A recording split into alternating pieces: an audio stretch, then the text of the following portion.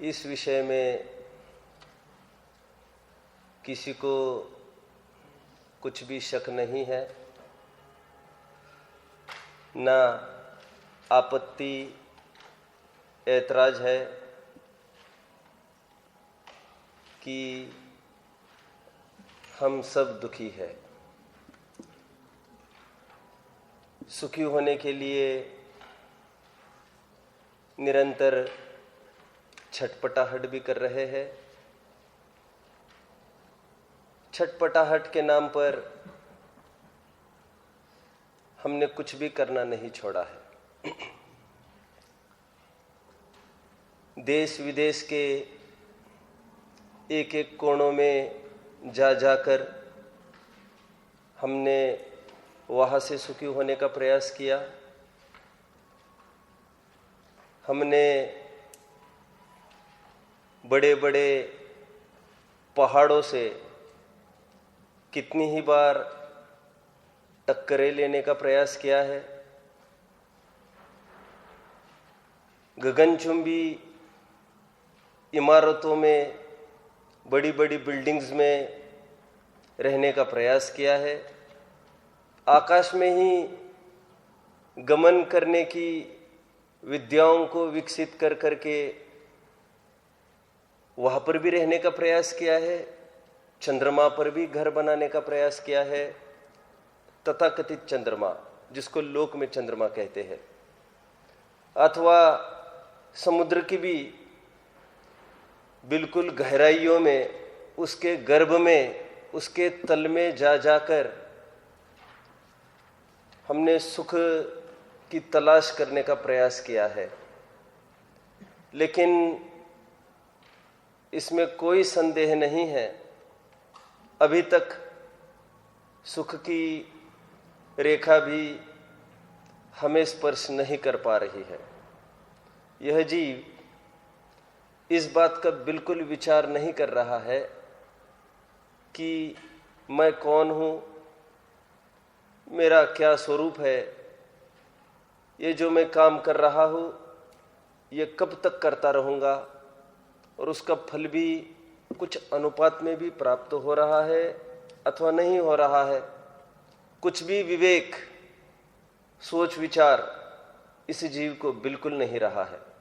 इसलिए प्रतिक्षण उसका हाय टका, हाय पैसा, पैसा पैसा में ही परिग्रह संग्रह जुटाने में भी प्रत्येक समय उसका लग रहा है। देव पूजा गुरुपास्ति को छोड़कर धन पूजा, धनोपास्ति, धनम धनम, और उसके लिस्ट में एक ही कर्म क्षणे क्षणे करने की लीला उसके जीवन में पूरी तरह छाई है।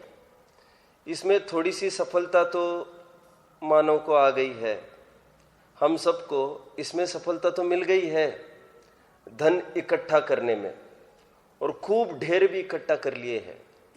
लेकिन जिसके लिए हमने ये सब धन इकट्ठा किया था, जिस लक्ष्य को विचार करके, उच्च साध्य की सिद्धि अभी भी नहीं हो पा रही है। हमें सुख की प्राप्ति अभी भी नहीं हो पा रही है। और फिर बात हमारी ही नहीं है। हम आंख उठाकर किसी भी चेहरे की तरफ देखें, किसी भी, वे सब के सब हमको दुखी ही दिखते हैं। हमारे नातेदारी में, रिश्तेदारी में, किसी को भी आप देखिए, और जिनका भी हम चेहरा देखते हैं बिल्कुल चिंतातुर दिखता है। असमय में ही मानो बुढ़ापे ने उसको ग्रास लिया है। असमय में ही आजकल देखने में आता है बिल्कुल 20 भी उम्र नहीं हुई है, बाल भी सफेद होते जाते हैं, चश्मा भी आ गया है, और न जाने कितनी सारी समस्याओं से घिर गए हैं। और दम से किसी से भी हम पूछे, किसी को भी लाकर, मैंने अब भी शाम को एक जन को कहा, किसी को भी सामने लाकर खड़ा करो, करोड़पति हो अरबपति हो, आंख मीचकर हम भीड़ में, और भीड़ में सभी करोड़ अरबपतियों को रख दो, कहीं भी हाथ फेर देवे और उसको पूछे आर यू रियली हैप्पी, और ऊपरी स्तर पर जो हम पूछते हैं कैसा चल रहा है, वो कहते बहुत अच्छा चल रहा है, बात उसकी नहीं है। अत्र कुशलम तत्रास्तु की बात नहीं है। बीच में चिट्ठी में क्या लिखा है, मेरी बात उतनी ही कहने की है। वो जो एक रीति नीति है, सिस्टम है प्रॉपर, कोई भी दिखता है कैसे चल रहा है, ठीक चल रहा है। इस फॉर्मेलिटी के को छोड़कर यदि हम छिपे हुए सत्य को टटोलने का प्रयास करें एक एक के जीवन में, तो हमें यह ख्याल में आता है कि दुख ने सर्वत्र अपना राज्य स्थापित किया है। आखिर हम ये विचार करें कि दुख का मूल कारण क्या है। ग्रंथाचार्यों को हम पहले विचारे, सर्वज्ञ की वाणी से हम खोजने का प्रयास करें। हमारे जीवन में धर्म का पतन हुआ।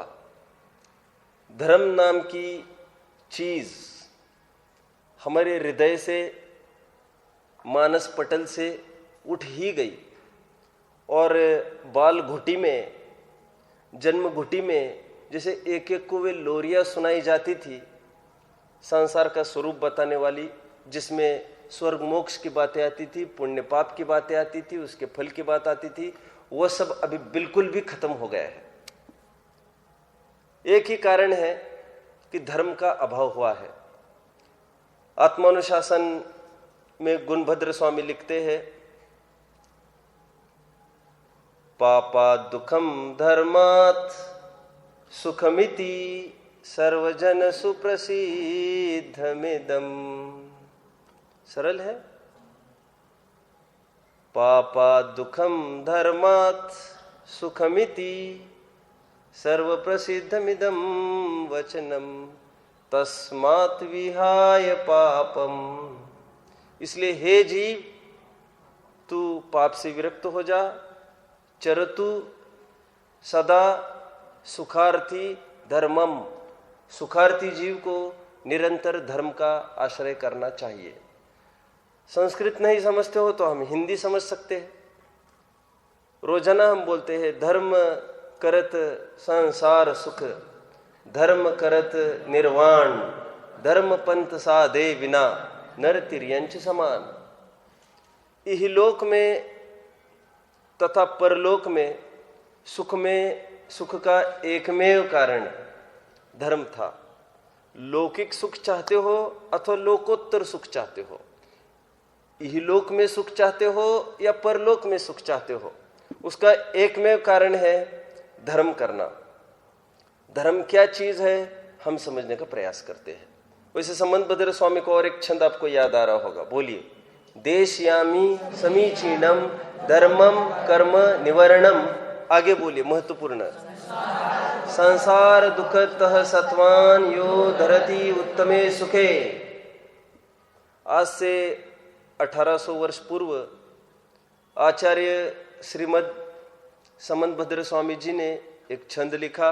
उसमें लिखा, यो धरती उत्तमे सुखे। ये धर्म ऐसी चीज है जो जीव को उत्तम सौख्य की प्राप्ति कराता है। फिर धर्म के नाम पर, और यह बात क्रिस्टल क्लियर है, बिल्कुल यथार्थ सत्य है कि हम जीवन में धर्म नहीं कर रहे हैं। प्रमाण यह है कि वर्तमान में जो हम निरंतर चिंता से ग्रस्त है, ये उसका प्रमाण है, ये दलील है, ये प्रूफ है। ये वर्तमान में वर्तने वाला दुख ये जाहिर कर देता है, इट क्लेम्स कि हमने अभी तक धर्म नहीं किया है।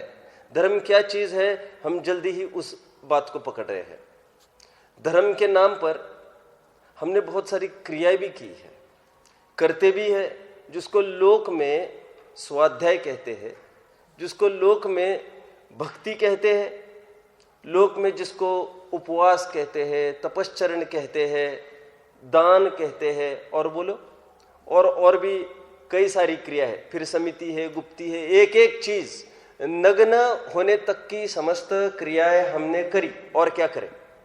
छोड़ने के लिए इतना छोड़ा जितने हमारे बस की थी। लेकिन आचार्य देव फिर से यह कहते हैं, यस्मात् क्रिया प्रतिफलंती न भाव शून्य। समंतभद्र स्वामी ही क्या बोलते हैं स्वयंभू स्तोत्र में, यस्मात् क्रिया प्रतिफलंती न भाव शून्य। कह रहे हैं मात्र क्रियाओं से धर्म नहीं होता, भाव शून्यता जहां पर है वहां पर कदापि धर्म नहीं हो सकता।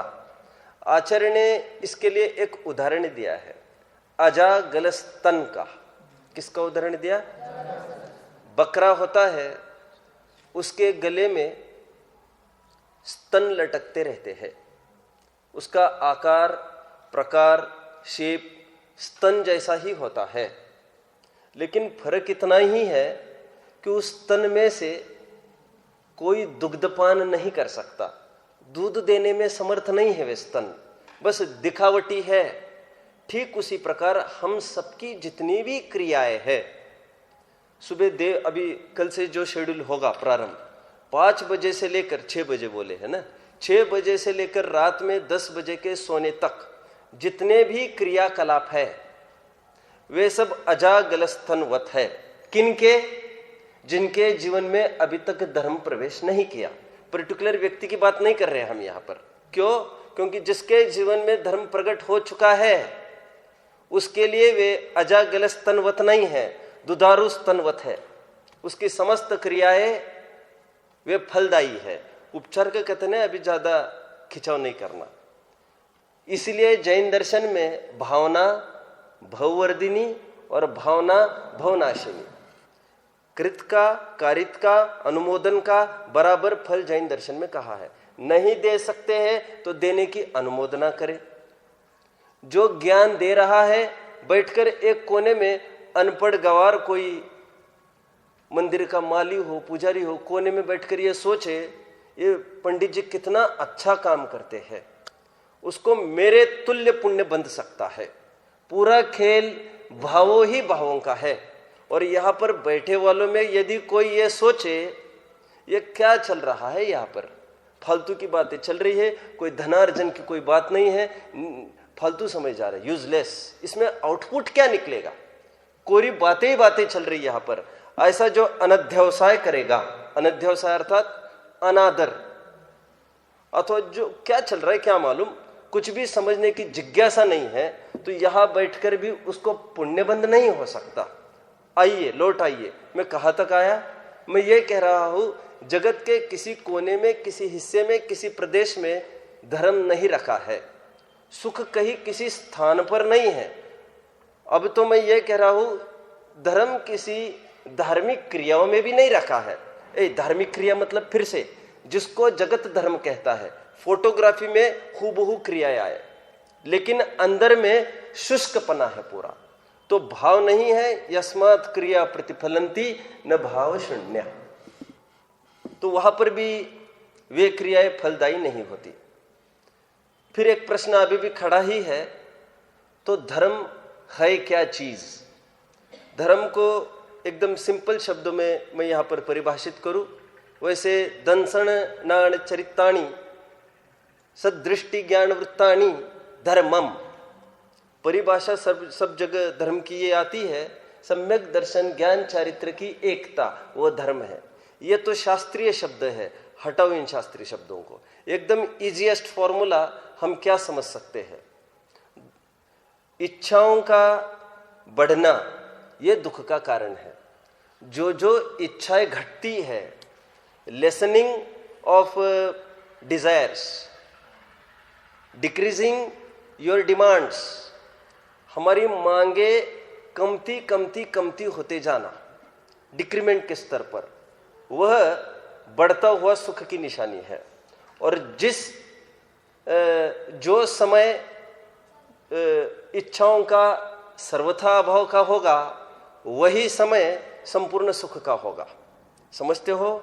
जिस प्रकार सोना है, खदान में से निकला हुआ स्वर्ण पाषाण, शक्ति रूप में उसमें 24 कैरेट का सोना विद्यमान है, होते हुए भी हमारे चर्म चक्षु से नहीं दिखता। जो उसके साइंस के ज्ञाता है, जो धातु धातु के विशेषज्ञ है, वे समझते हैं इसमें से प्योर सोना निकलेगा। विशिष्ट प्रक्रिया भी करनी पड़ती है। एक तो स्वभाव उपादान और एक तो पुरुषार्थ, कुछ कार्य भी करना पड़ेगा। तो उसको अग्नि के ताव के माध्यम से जो हम उसको ताव देते जाएंगे त्यों उसमें से शुद्धता प्रकट होती जाएगी और ग्रेजुअली धीरे धीरे करते करते क्रमशः हम 16वें ताव तक आते हैं। तो वहां पर हमको 24 कैरेट का सोना मिल जाता है और जितनी भी इम्प्योरिटीज है, जितनी भी मिलावटें हैं, किट्ट कालीमा, फिर मिट्टी आदि के रूप में हो अथवा पीतल आदि के रूप में कोई इम्प्योरिटी हो, वह अपने आप स्वाहा हो जाती है और एकदम प्योर फॉर्म आपको मिलता है। लेकिन जानने लायक बात यह है कि इम्प्योर से तुरंत प्योर नहीं आता। This is not a sudden change, this is a very gradual change. पहले थोड़ी अग्नि की आंच आई तो उतने अनुपात में थोड़ी चमक आ गई, जोत जोत में भी फर्क दिखने लगता है और जोत से ही वे निर्णय करते रहते हैं सुनार लोग कि प्यूरिटी की तरफ बढ़ रहा है, इसमें धुआं कम आ रहा है। आप समझ रहे हैं निष्कर्ष कहां तक आए? धर्म की परिभाषा में हम आकर पहुंचे हैं, इच्छाओं का घटना उसको मैं धर्म कह रहा हूं और वही सुखी होने का उपाय है और हम जगह जगह उसको लगा सकते हैं। कैसे लगा सकते हैं? अब एक साधारण उदाहरण लेकर अपन खड़े होते हैं। 50 रुपए कोई कमा रहा है पर मंथ।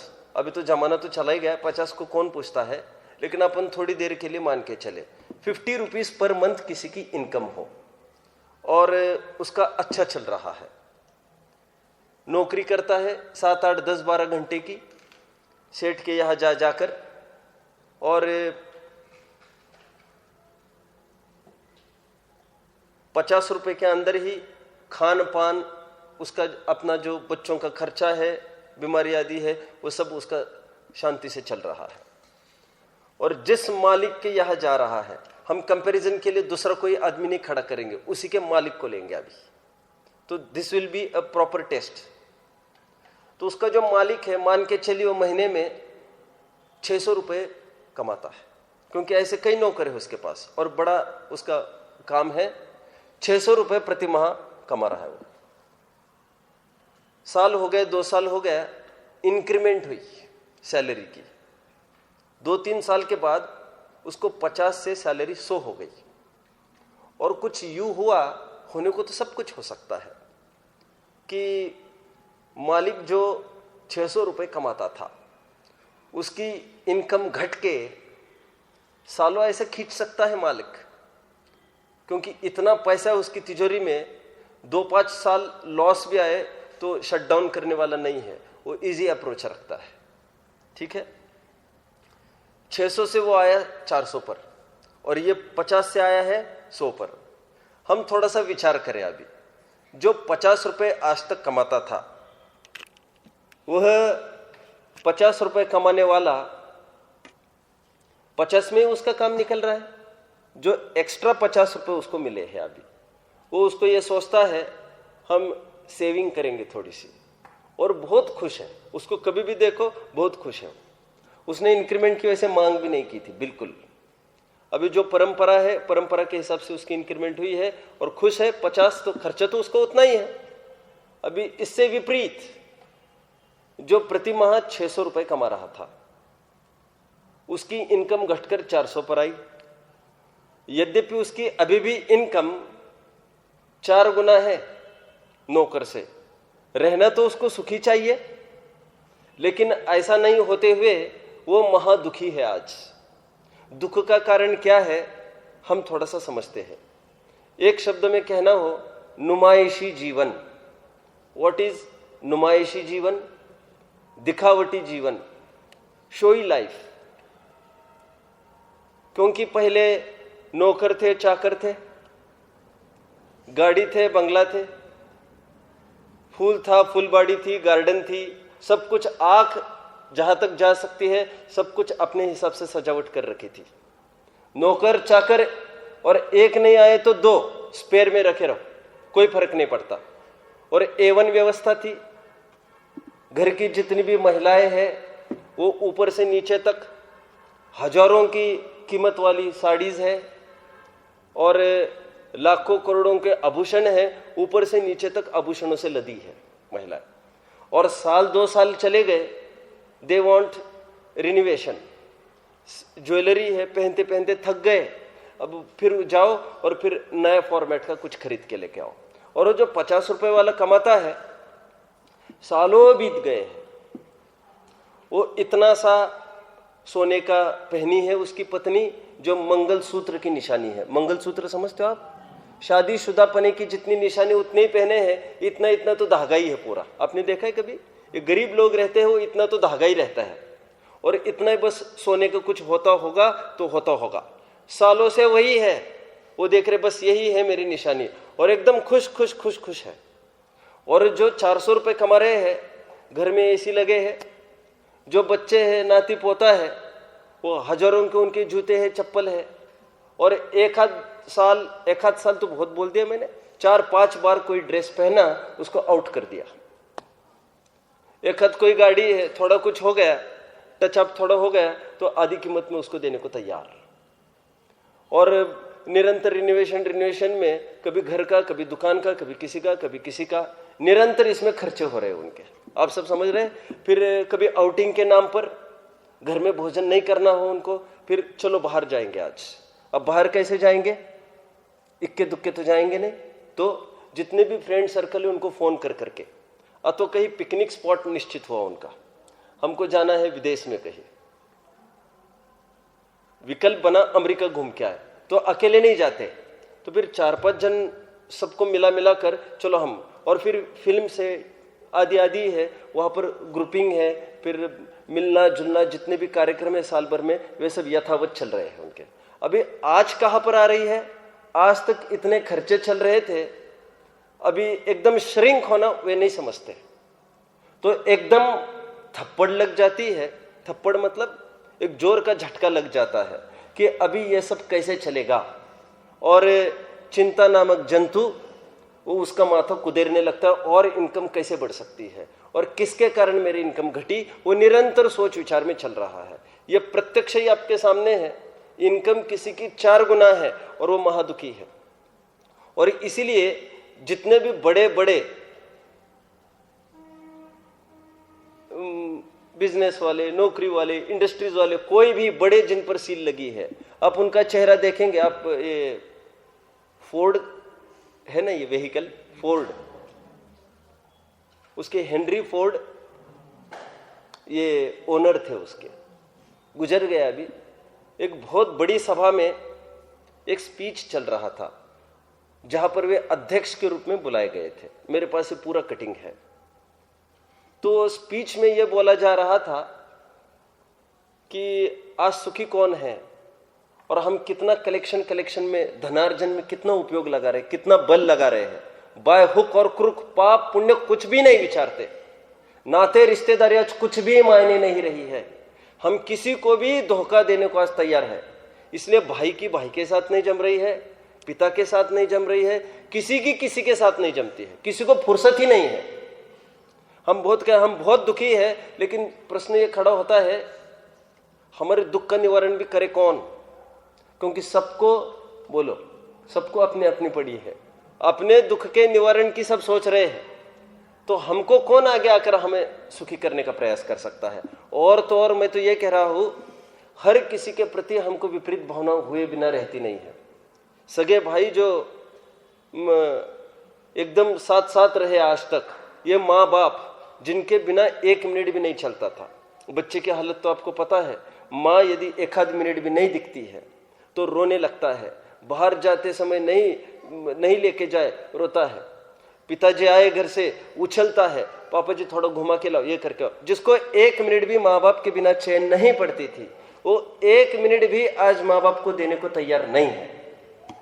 और थोड़ा सा हम ग्राफ देके सर्वेक्षण करें तो ये पता चलता है, अरे पहले तो कुछ भी साधारण परिस्थिति थी। मेरे पिताजी स्वयं ही मुझे हमेशा एक बात कहते हैं, मैं उनको वैसे ही पूछता था, अभी में खास तौर पर जब मुझे धर्म रुचि लगी थी तब की बात है, मैं 1-2 साल निरंतर पूछता रहा उनको कि आप कितने सुखी हो। तो वाकई में ये कहते थे, जब मैं किराए के घर में रहता था और जब मुझे 150 रुपये महीना मिलता था, स्क्रैप में नौकरी करते थे। स्क्रैप समझते हो आप? ये जो रास्ते पर घूम घूम के जो कलेक्ट करते ना, बोतलें है खाली, आपके घर में कुछ भी रद्दी हो, आप देखते हो ना, ये सबसे पहले ये करते थे। और कुछ नहीं, बहुत बाद में फिर एक जगह नौकरी भी लग गई थी, जंक शॉप में ही। जंक शॉप समझते ही होंगे आप, स्क्रैप का ही शॉप। वहाँ पर फिर वजन ही देखना सबका एक एक का, फिर थोड़ा सा इंक्रीमेंट हो गया, फिर इंक्रीमेंट हो गया, इंक्रीमेंट हो गया, और फिर ये स्थिति बनी कि उनको फुर्सत नहीं इतना पैसा। तो उनको पूछता था मैं, तो वाकई में ये कहते थे तब मैं बहुत सुखी था। आज मुझे बिल्कुल समय नहीं किसी के लिए नहीं, और मुझे मेरे लिए ही समय नहीं। देखो मुझे दर्द हो रहा है, 10 दिन हो गए मैं दिखाऊंगा कह रहा हूँ, और मुझे आज भी फुर्सत नहीं है। जाने क्या होने वाला, ये पैसा मुझे कहाँ ले जाकर छोड़ेगा। एक ऐसा फंसाव में फंस जाता है वो स्वयं निकलना नहीं समझता। ये एक मकड़ी का जाल है। मकड़ी तो आपने देखी ही होगी, और जितनी भी मकड़ियां मरती है, कैसे मरती है?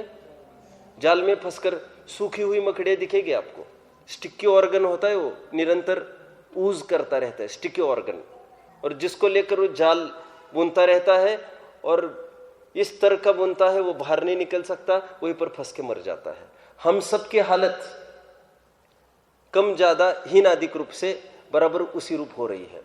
हमें चाहिए कि हम प्रयास करें। इसलिए भी मैं हमेशा कहता हूं, मनी सेव्ड, बोलिए, इज मनी गेन्ड। हम वहां से होड़ नहीं करें कि सामग्री के हिसाब से पैसा कैसे बढ़ेगा। हम ये विचारें कि जितना पैसा है उसके अनुसार हमारी मांगे किस प्रकार कम हो सकती है, और एकदम मांगे कमती कमती होते हुए चाहे जिस स्तर पर आकर खड़ी होवे। सरदार वल्लभ भाई पटेल, ये एक काल इनका ऐसा था, उनको चक्रवर्ती कहा जाता था, सब सर्वे सर्वाई थे वे, गांधी जी के ही काल की बात है। वे एक बार उनकी लड़की मनुबेन उनको दवा पिला रही थी। दवा पिलाते समय वहाँ पर 2-3 सज्जन आए, और फिर उन्होंने देखा ये मनुबेन ने जो साड़ी पहनी है, जहाँ तो को ब्रह्मचारी रही थी, ये सरदार वल्लभ भाई पटेल की लड़की, पूरी पैच्ड साड़ी थी उनकी, ठेगड़े वाली। तो किसी ने कहा भाई ये क्या पहनती हो तुम, और थोड़ा सा मजाक भी कर दिया ये कहकर कि अभी तुम यदि रास्ते पर निकलोगी कटोरा लेके तो तुम भिखारिन से कम नहीं हो, तो और तुम्हारे पिता कोई कम है क्या तुमको, आज चाहो तो सब कुछ हो सकता है। तो पटेल जी ने उनको कहा था कि देखो उसका पिता बहुत गरीब है और ये रेडीमेड कपड़े नहीं लाती है। देखो प्राचीन पद्धति हम समझो तो हमको तुरंत ख्याल में आता है, या हमने दुख ओढ़ लिया है पर बस।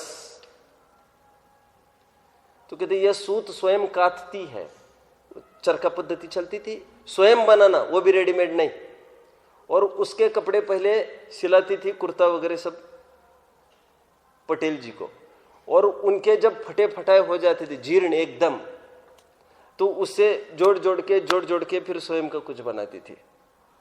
और पटेल जी ने तब दिखाया, तब उन्होंने दिखाया, जब चश्मा दिखाया था उनका, तो 20 साल पहले का वो चश्मा था, घिस घिस के सब उसके कोने ऐसे हो गए थे।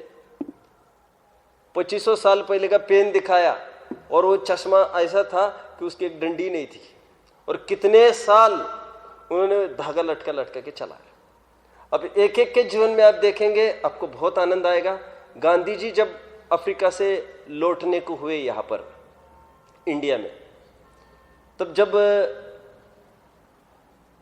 यहाँ पर लौटने को हुए, उनको वहाँ से काफ़ी राशि मिली। आते समय उन्होंने कहा कि ये राशि मैं भारत नहीं ले जाऊंगा, और ये यहाँ पर जो भारतीय स्थायी हो रहे हैं, जिनको कुछ आवश्यकता है, वहाँ पर एक ट्रस्ट जैसा कुछ बना दिया, और जो योग्य जीव हो वो उसका उपयोग करते रहे, वहीं पर बांट दिया। आते आते ही यहाँ पर समाचार भेज दिया कि मेरे पुत्र है वे वहाँ पर इकट्ठा होंगे। घर पर आते ही पहला काम उन्होंने किया था परिग्रह परिमाण का, मैंने लिया था, और पूरी प्रॉपर्टी उन्होंने चारों में विभाजित करके उनको फ्री कर दिया। एक भी पैसा अपने पास नहीं रखा गांधी जी ने। देश कल्याण की उदात्त भावना थी उनकी। उनकी बहन गोरकी by, she was a window, और दुर्भाग्य ऐसा कि उसकी लड़की भी विधवा थी। गांधी जी की बहन और गांधी जी की क्या कहेंगे भतीजी, दोनों विधवाएं। और उन्होंने एक चिट्ठी लिखी गांधी जी को ये कहते हुए कि बापूजी, भाई, हम यहाँ पर बहुत त्रस्त हैं, परेशान हैं, आप आइए और कुछ कर सकते हो तो करिए, हमको यहाँ आटा पीसना पड़ता है चक्की का। तो गांधी जी ने पलटकर चिट्ठी जो लिखी थी उसमें लिखा था, वैसे मैं एक बात कहूँ, अब जो काम करती हो बहुत अच्छा काम करती हो, इससे आपका स्वास्थ्य भी ठीक होगा और सब आपका जीवन अच्छे से चलेगा, और वैसे भूखे तो नहीं मर रही, इसमें क्या शर्माना। वैसे बोले तुम यहाँ आना चाहती हो तो मेरी तरफ से कभी भी ना नहीं है, तुम तो आओ, यहाँ पर घर खुले हैं, तुम जीवन यहीं पर बिताओ। लेकिन तुम जानते हो हम क्या करते हैं, हम भी इसका उसका आटा ही पीसते हैं। वे भी आटा ही पीसते थे और उतने जितना भी इनकम होती थी उसमें से, तो कहते तो तुम यहाँ आओ, अपन मिलके कर लेंगे, उसमें जो भी गुजारा होगा सो अपना होता चलेगा। अब पूरा जीवन उठा के देखेंगे, इतना आनंदित मुद्रा, इतना आनंदी जीवन, जिनका जीवनांत भी समाधिमय हुआ, हम देखेंगे उनके पास कुछ ही नहीं था। और वेलफेयर के नाम पर पूरा उन्होंने स्ट्रगल किया जीवन में, और जोड़ने की प्रवृत्ति बिल्कुल नहीं रखी। आइए, कौन से सिद्धांत को हम स्टडी कर रहे हैं? सुखी होने का उपाय, अथवा जिसको शास्त्रीय भाषा में कहते हैं धर्म, अथवा और चढ़ बढ़ कर कह सकते हैं तो मोक्ष का मार्ग। तो मोक्ष का मार्ग क्या कह रहे हैं? इच्छाओं को कृश करना। बुद्ध को पूछो तो बुद्ध भी वही कह रहा है, the root cause of sorrow is desire. ठीक है, इच्छाओं के कृश करने में जितना बल महावीर और उनके अनुयायी ने लगाया, उतना बल उन लोगों ने नहीं लगाया है। आप पढ़ लेना, सब जगह सब बातें मिलेगी। इच्छाओं को कृश करने का निरूपण, भाव कर्मों का अभाव, कषाय को कृश करने की जो बात है वो जैन दर्शन में बहुलता से आपको मिलेगी। क्रियाकांड और आसनों की चर्चा, इस आसन में उस आसन में, ये आपको बौद्ध और भी जैनेतर जितने भी ग्रंथ है सब जगह आपको सुलभ हो जाएगी। इच्छाओं की जो जो वृद्धि होती है त्यो त्यो जीव की मांग कम होगी, और जो जो जीव की मांग कम होती है उसको जो भी मिलता है वो बहुत सेटिस्फाइड रहता है उससे। ठीक है, प्रत्यक्ष हम देखते हैं जितनी सामग्री, मैं हमेशा उदाहरण देता हूं, जैसे हमारे पास 4-5 ड्रेस है, विकल्प किसको होगा कौन सा पहनूं? जिसको पास 5 है उसी को विकल्प होगा, लेकिन जिसके पास मात्र 2 है उसको विकल्प उत्पन्न नहीं होता। लेकिन तकलीफ यह है, मजबूरी, यदि मजबूरी से हमको गरीब रहना पड़े वो हम सबको मंजूर है। ठीक है, लेकिन पुरुषार्थ से, भेद विज्ञान के बल पर हम ऐसे थोड़ी सिंपल रहेंगे। तो सिंप्लिसिटी में बहुत ही आनंद है, और घर वाले है जो भी है, इसलिए सदा सुखदास जी कहते हैं हम अपने घर वालों को समझाएं कि हमको जो जितना भी मिलता है पुण्य कर्म के उदय से मिलता है, हमारे प्रयास से नहीं मिलता है, और सीमित में ही सुखी होने का हम अभ्यास करें। अभी मेरे पास एक जन आए थे, प्रॉपर्टी काफ़ी हो गई है, अभी they are thinking for retirement.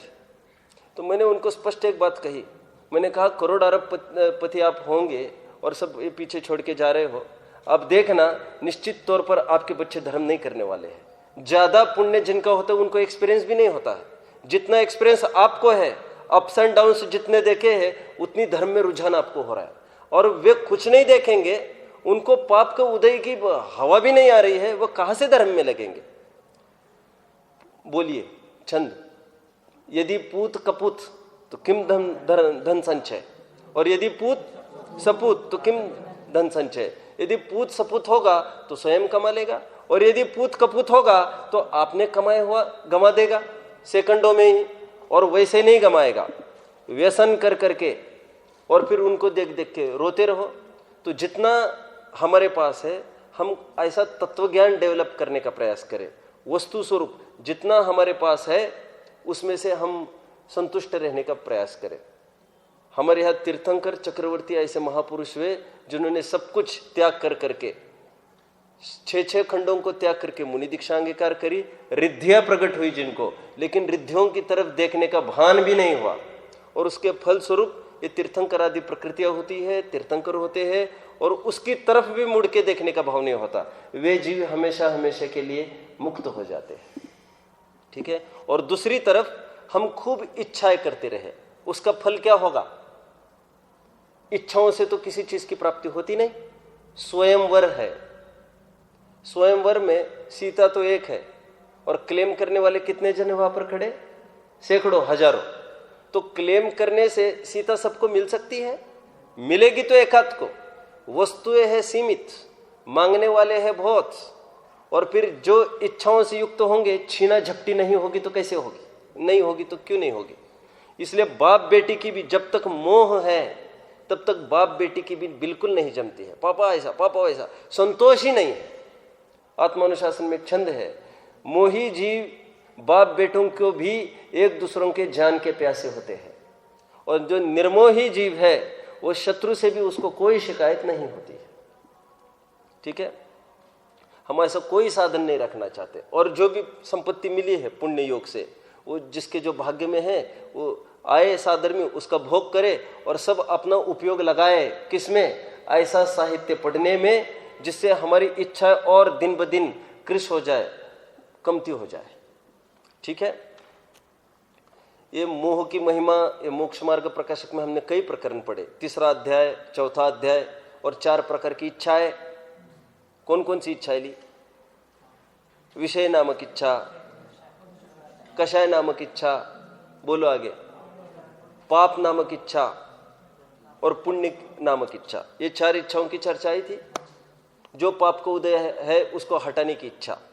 पहली इच्छा विषयों को भोगने की इच्छा। भोगना मतलब वहां पर क्या लिया? जानू, इसको जानू, उसको जानू, इसको देखना, उसको देखना।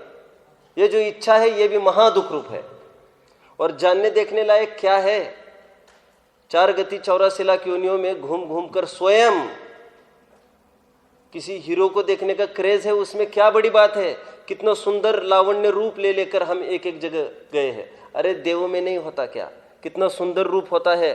और 3 पर्याय में सादिक 2000 सागर के लिए आता है, तो 1360 सागर देवगति में व्यतीत होते हैं। हमको सब कुछ मिला है आज तक, लेकिन फिर भी सुख की प्राप्ति नहीं हो पा रही है। और वर्तमान में भी हम देखें, घर घर में कलह है। अब शांति से पूछो, और किसी के घर आपको रहकर देखना पड़ेगा। दुनिया इतनी शोई है, ऊपर से आपको सब अच्छा अच्छा लगता है, लेकिन क्या है, कहावत चलती है, बोलो, हाँ, दूर के ढोल सुहावने कहो, और सोना जाना जाने कसे, क्या है वो? आदमी जाने बसे, सोना जाने कसे। सोने को परखना है तो कस कर देखो, और आदमी के सुख को देखना है तो उसके संग बस कर देखो रात दिन। और फिर उसको कितनी आकुलता है, कितनी टेंशन है, कितना फ्रस्ट्रेशन है, और सबको अपने अपने स्तर का। विद्वान है तो उसको विद्वान के स्तर का होगा कुछ, जो जहां पर खड़ा है उसको उस स्तर का। लेकिन आकुलता का और दुख का कारण एक ही है, क्या? इच्छाएं। और जहां इच्छाएं सीमित होती है तो बाहर सामग्री नहीं भी होती है, वहां पर जीव सुख को प्राप्त हो जाता है। अंतिम उदाहरण देते हैं, फिर बस करेंगे। 2 पहाड़ है, कल्पना कीजिए 2 पहाड़ के बीचों बीच कोई एक बहुत बड़ा सरोवर है, और सरोवर में एक 9 लखा हार कोई रत्नों का चमक रहा है। उसमें 1-2 जन ने छलांग लगाई ग्रहण करने के लिए। वैसे मैं आपको प्रश्न पूछूं, ये कितने काल में मिलेगा? लेकिन ये भी बात बता दूं, वो हार परमार्थ नहीं था। वो जो चोटी पर रखा हुआ हार था, उसका ये प्रतिबिंब था। बोलो, भक्तामृत स्तोत्र का छंद बोलो, बोलिए। बालम विहाय जल संस्थित मिंदु बिंबम मन्य क एच्छति जन सहसा ग्रहीतुम। कितने काल वो गोताखोरी करता रहेगा, जल अवगाना करता रहेगा, डुबकियां लगाता रहेगा, तब जाकर उसको हार की प्राप्ति होगी। जो वस्तु जहां पर है ही नहीं, वहां पर कितनी डुबकियां लगाने से वो चीज मिल सकती है? बिल्कुल नहीं। जो जहां पर है ही नहीं, होने का भास है। ये तो मृग मरीचिका है, भास और इल्यूजन है। बस ये निर्णय हो जाए कि इसके अंदर कुछ नहीं है। ठीक उसी प्रकार हमको जो इल्यूजन, जो भास हो रहा है निरंतर, सुख की जो हमने स्थापना की है, शादी करेंगे तो सुख होगा, और ये डिग्री अचीव करेंगे तो सुख होगा, आदि आदि बाह्य सामग्री को जोड़ने में जो हमने सुख की कल्पना की है। एक बार इसलिए इंटरव्यूज वास्तव में बड़ों की इस रूप से लेनी चाहिए। सुखी होने का उपाय क्या, मैंने आपको बताया भी था। अमिताभ बच्चन और रिवॉल्वर को लिए बिना तकिए के नीचे रिवॉल्वर लेकर सोता है। मैंने आपको पहले भी कहा था, नहीं ख्याल में आपको। और वो उसने स्पष्ट बोल दिया, मैं बहुत भयभीत हूं। तो मैंने ये भी बोला था कि इसको कट करके इसका बहुत फोटोकॉपी बनाकर बच्चों को दिया जाना चाहिए। उनको जो क्रेज पड़ा है इनके प्रति, बीच में उन्हीं का पुत्र और बहू दोनों वो किसी प्रतिकूलता में फंस गए, तो फोटो आ रहे थे बार बार छप के। वो सुबह 4 बजे जाते चर्च में, ये फोटो मैंने मेरी आंखों से देखी है, पूरी न्यूज़ भी पढ़ाई थी मुझे एक जन ने। चर्च में जाते हैं, फिर 5 बजे बराबर मस्जिद में जाते हैं, 6 बजे उस मंदिर में जाते हैं, और इतने परेशान हैं। ऐसा लिखा ये 2 साल से कर रहे हैं, जो भी कुछ कह रहा है वे सब करने को तैयार है। सुखी होने के नाम पर हम क्या कर सकते बताओ? दूर के ढोल जो अभी बात आई थी, there is always a greenery, बोलिए पूरा करो, ऑन दी अदर साइड। हमको ऐसा ही लगता है कि वे सुखी है। एक चैप्टर था हमको स्कूल में, जिसको पता था मैंने, हाँ बोलो पूरी करो बात को।